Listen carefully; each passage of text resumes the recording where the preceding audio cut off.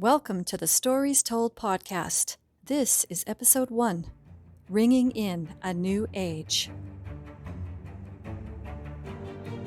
Science fiction, fantasy, time travel. This is the Stories Told podcast, talking about worlds of stories told, from movies to TV shows and, of course, books. I'm E.W. Barnes, fiction author and avid fan of great stories. Thousands of years, thousands of worlds, thousands of stories told. Let's begin. Today I'm going to be talking about the new Lord of the Rings series, The Rings of Power, which debuted on Amazon on September 2nd, 2022. And please note, beyond here there will be spoilers, so if you have not already seen the show and don't want to know what's going to happen, now's the time to click over to those funny pet videos. The Rings of Power is a welcome return to the world of Middle-earth some 8 years after the release of the Battle of the Five Armies, which was the third film made of the book The Hobbit. I should probably take a moment here to say that I liked the Peter Jackson movies. I like the Lord of the Rings adaptation a lot more than I like the Hobbit movies, but I didn't find any of them to be bad films. For me, when a written story is turned into the visual media of movies and television, I'm willing to be flexible because they are such different media. And I feel the same way about the Rings of Power, and so I will be reproaching my viewing of the series from that perspective. So let's get started. The Rings of Power tells the stories of Middle-earth during the Second Age. And to put this into some context, The Hobbit and The Lord of the Rings takes place at the end of the Third Age, and the Fourth Age begins with Aragorn becoming the king, and Elrond, Galadriel, Gandalf, and Bilbo set sail from the Grey Havens for the Undying Lands.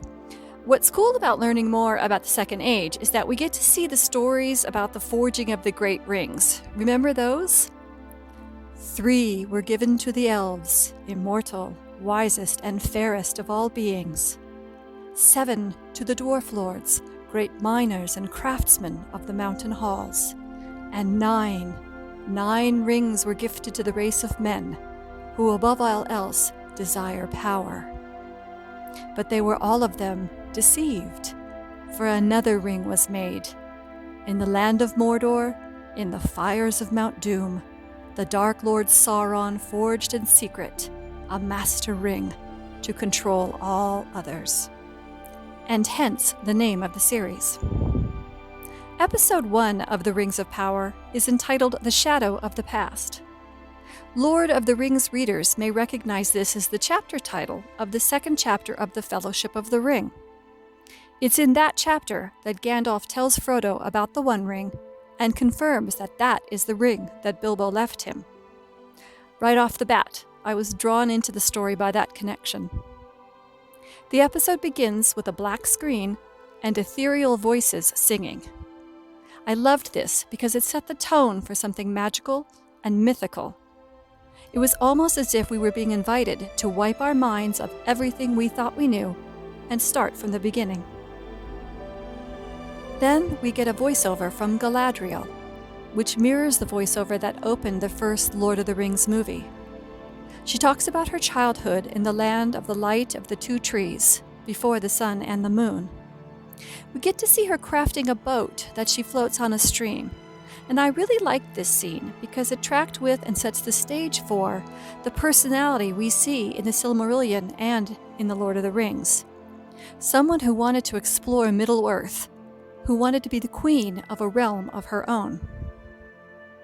Then we get a whole lot of history jam-packed in all at once, and I think they did a terrific job with that.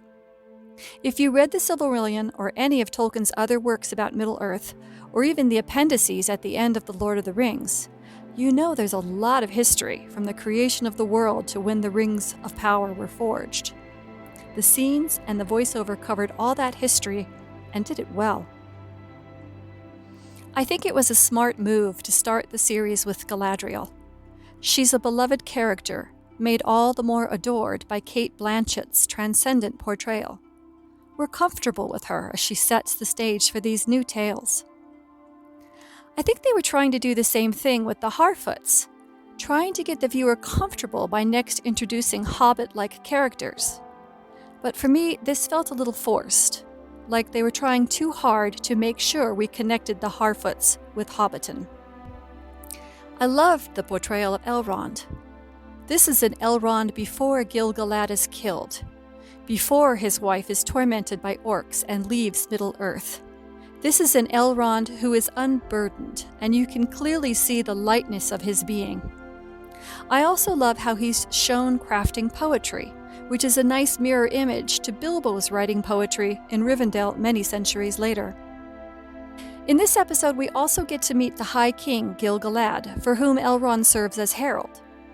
Galadriel has been hunting Sauron for the king, and even though she can't find him, she's convinced Sauron is still out there biding his time. Gil-galad disagrees, and believes Middle-earth is now free of evil. And from this, we get a pretty good idea of what the main conflict of the series is going to be. We get to meet other characters in this first episode, a lot of them. And since I assume we're going to see them again, I will save talking about them for future episodes down the road. Two interesting things happen as we reach the end of this episode. We meet Celebrimbor, the elf who will craft the 3 elven rings, and we see a meteor streak across the sky, landing near the Harfoots, where one, Nori, discovers a man in the fiery crater. And while this is a brief summary of what happened in this first episode, there was a lot of information packed in. And on a scale of 1 to 10, I would give this episode a solid 8. I also want to make note of the music. Composed by Bear McCreary, of Outlander fame, and who was also recently selected to write the music for the Witcher prequel, the music in this series is a beautiful blend of the familiar themes from the movies with new melodies made just for this series. There's a link in the show notes if you'd like to explore the music for yourself on Amazon. I also loved the costumes and design. A lot of thought and creativity was put into every detail, and you can tell it's a quality production, full of respect for the source material. And that brings us to the end of this episode. Thank you for being here. If you enjoyed the show, please click that like button, and you can subscribe and click the bell so that you can get notifications for when the next episode airs. So join me next time when we talk about The Rings of Power Episode 2 and hopefully find out who Meteor Man is. We'll see you then.